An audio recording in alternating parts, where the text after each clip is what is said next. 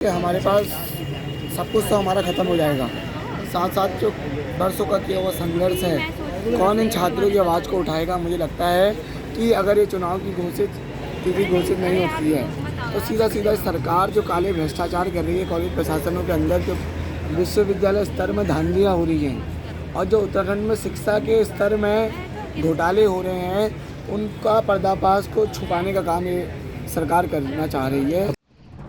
छात्र संघ चुनाव की तिथि घोषित न होने से कॉलेज प्रशासन और छात्र नेता आमने सामने आ गए हैं। हल्द्वानी एमबीपीजी में छात्र नेताओं ने समर्थकों के साथ कॉलेज के मुख्य गेट पर धरना दे दिया है। छात्र नेताओं का कहना है कि चुनाव की तिथि घोषित न होने तक धरना अनिश्चित काल तक चलेगा। देखिए रिपोर्ट। यहाँ से हटाने की, पर लेकिन हमारे इरादे और हमारी नीयत बहुत मजबूत है और सशक्त है, तो हमें कोई नहीं हटा सकता, क्योंकि हम छात्रों के सपनों को साकार करने के लिए इस महाविद्यालय में तमाम जो 10-15 हज़ार छात्र छात्राएँ हैं उनका प्रतिनिधित्व चाहते हैं। छात्रों को अपना प्रतिनिधि चुनने का अवसर मिलना चाहिए, क्योंकि छात्र संघ चुनाव ही ऐसा चुनाव है जहाँ पूरे विश्व भर में 100% पढ़ा लिखा वर्ग, शिक्षित वर्ग को मतदान करता है। पर लेकिन सरकार कहीं ना कहीं मुझे लगता है कि युवाओं की राजनीति में, प्रदेश की राजनीति में और देश की राजनीति में भागीदारी को बंद करना चाहती है, जिसमें सामान्य मध्यवर्गीय परिवार के बच्चे आते हैं। नहीं होती तो क्या करोगे?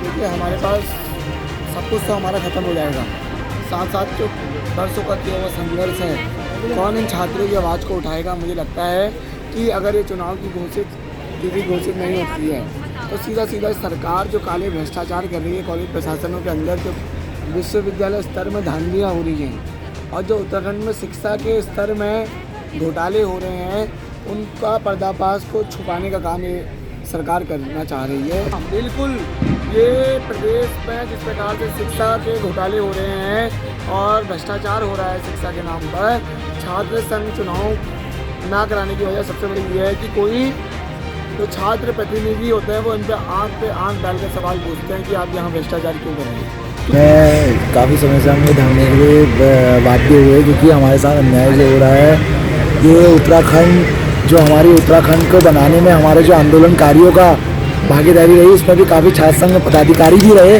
जिन्होंने आंदोलन में हिस्सा लिया। तो हम भी चाहते हैं कि आगे भी ऐसे छात्र नेता उभरे जो कॉलेज का भी विकास करें, हमारे उत्तराखंड, हमारे ये देवभूमि का भी विकास करें। और हमने ये फैसला लिया है, जब तक कोई फैसला नहीं आ जाता छात्र हितों पे, हम राज्य सरकार से विनती ये गुहार करते हैं, हमारे साथ चाहे अन्याय कर लीजिए, हमें मारिए, प्रताड़ित कीजिए जिस तरीके से कल भी और आज भी। हमने 2 दिन से यहाँ धरने में बैठे हैं और आज तीसरा दिन ये हो गया है। रात भर हम यहाँ बैठे रहे, रात को हमें कोतवाल साहब ने मारा और काफ़ी हमारे समर्थकों को, साथियों को, हमारे छात्र नेता भाइयों को गले से पकड़ के घसीट के भी ले गए बाहर। बस हम दृढ़ संकल्प के साथ यहाँ पे धरना प्रदर्शन कर रहे हैं, विरोध कर रहे हैं सरकार का। जिस प्रकार हमारे चुनाव, हमारी मेहनत सब रद्द की गई है, उसी प्रकार जितनी जल्दी हो सके चुनाव की तिथि घोषित की जाए। जब तक चुनाव की तिथि घोषित नहीं होती है, हम लोग यहाँ पे बने रहेंगे। जब तक हमारी मांगों को सुना नहीं जाएगा, जब तक हमारी बात को सुना नहीं जाएगा, जब तक हमारी चुनाव की तिथि घोषित नहीं हो जाती, जब तक लिखित रूप में हमारी चुनाव की तिथि नहीं आ जाती, तब तक हम यहाँ से नहीं उठेंगे।